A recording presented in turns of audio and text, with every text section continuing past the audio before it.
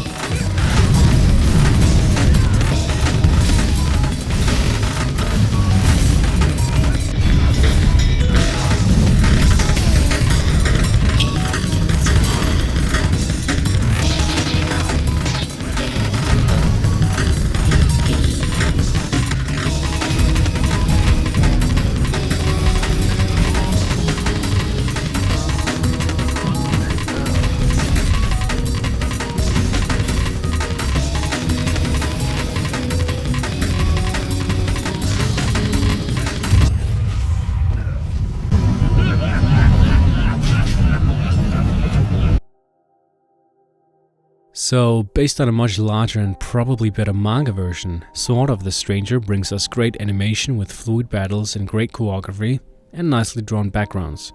After all, the animation was done by Studio Bones, and Studio Bones knows its animation. And this means it often relies on fight scenes, in this case, being done really well, while the plot and story are more or less left untouched for the majority of the movie. But overall, I think this film is probably the most impressive Bones anime when it comes to animation, and at the same time a very good textbook example of a not so well told story.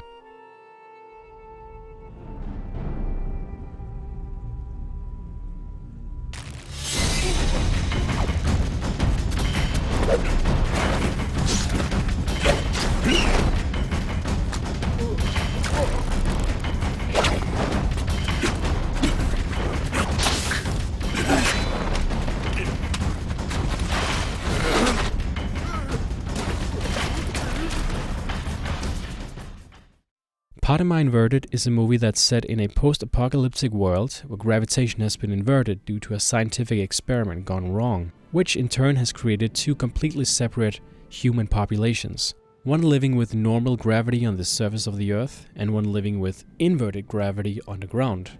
I think this movie is based on a very unique premise and concept, however it's mostly focused on the romance between the two main characters. People who expect an interesting story with a bit more meat on its plot may find this movie a bit silly. People who appreciate some sweet old anime romance should definitely give this a go.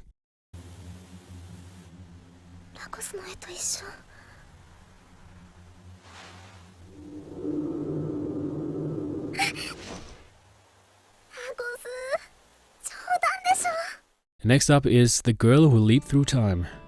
And in this movie we have another female protagonist who is 17 years old. Her name is Konomagato, and she's a tomboy. One day she gains the ability to travel through time by leaping. She uses this to score good grades and avoid imminent mishaps. The film is produced by the glorious Madhouse Company, and it's from 2006, the same year that they produced Death Note, so this is a pretty old anime. The Boy and the Beast tells the story of a young boy named Ren who meets a beast in the city of Japan when he was lost. I feel like the plot is great in the first half of the movie. The second half seems kind of incoherent. The romance was very dispensable and the ending kind of reminded me of a bad horror movie. So for me, I particularly enjoyed the first half. There was some great chemistry between the boy and the beast that seemed to carry the movie really well.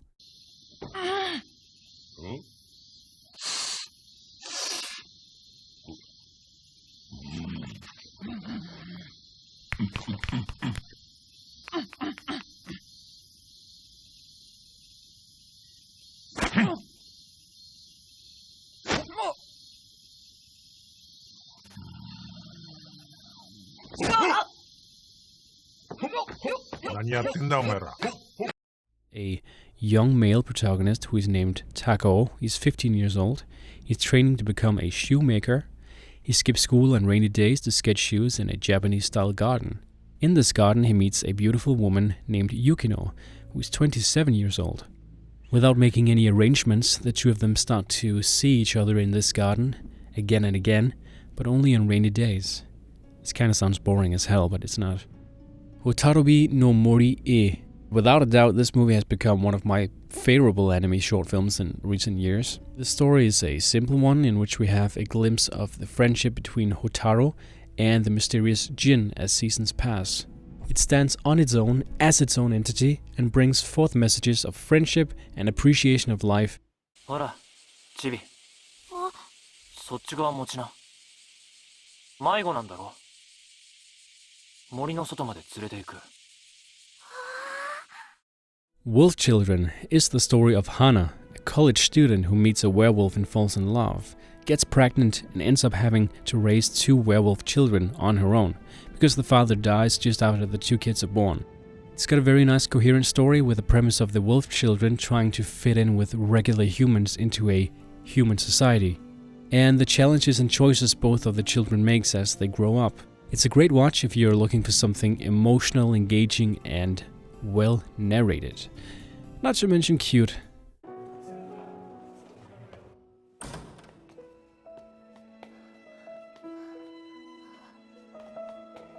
待ってください。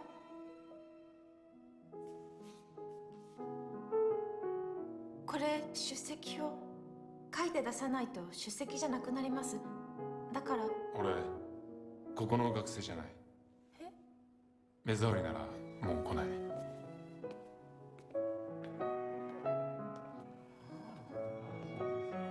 Kimi no Nawa revolves around a boy and a girl who suddenly start switching bodies with each other and have to live through each other's daily lives. Even though I have previously seen similar films about people switching bodies like Kokoro Connect, this one felt different. I would have liked if they could have explained why exactly the whole body switching was happening and why it was those exact 2 characters it was happening to. Either way, you can't fault this movie for much. It's rated as the #1 best anime film on my anime list as of right now, and while I agree that it is an amazing film, I personally find it to be a bit overrated. Nonetheless, it is a must-watch as anyone is likely to find it amazing. Alright, moving on to the Skycrawlers, the wild card of my list. It's a film that most people have not seen or heard of. It's the type of film that one would put into the category of hit or miss. You're either sucked in and enveloped into its world, in awe and amazed, or bored out of your mind. I've decided to include it on my list because I know that some of you will really appreciate it and might not check it out otherwise because of its ratings. Having said this, it is by no means a must-watch because it's not for everyone, seeing as even though it is a movie with war as a central theme and has some battles in it, it's not really about that. So the title and premise may mislead people into having false expectations to it being an action-packed movie when it's in fact not. This is more like a contemplative type of movie with a pacing as fast as a snail.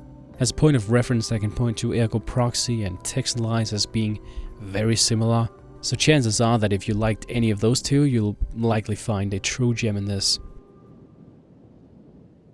I feel like the problem with a lot of anime and manga nowadays, and movies in general, is that as soon as you finish them, they seem to just really quickly and effortlessly fall into oblivion.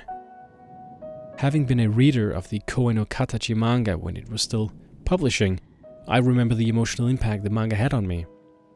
So it starts out with this boy named Ishida who bullies a deaf girl named Nishimiya, who is also one of the main characters, to the point that she transfers to another school.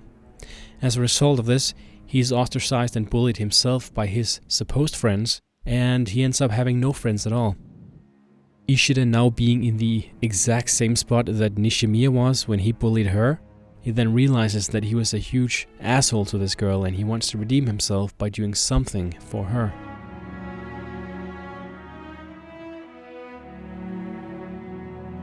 What I found mostly satisfying about this movie is how it holds true to the manga throughout the movie without straying off the original story. The con of the adaptation being a film and not an anime TV series is that you're required to compromise certain parts, elements or details of the original work. In this case, side characters got very little development, which I found to be this film's biggest flaw. But again, this might be no big deal for people who did not read the manga. Most people are probably just fine with seeing the main character Ishida's growth. But for someone who did read the manga, I expected a bit more on that front. But again, I'm just nitpicking, I'm just trying to find something that I can complain about.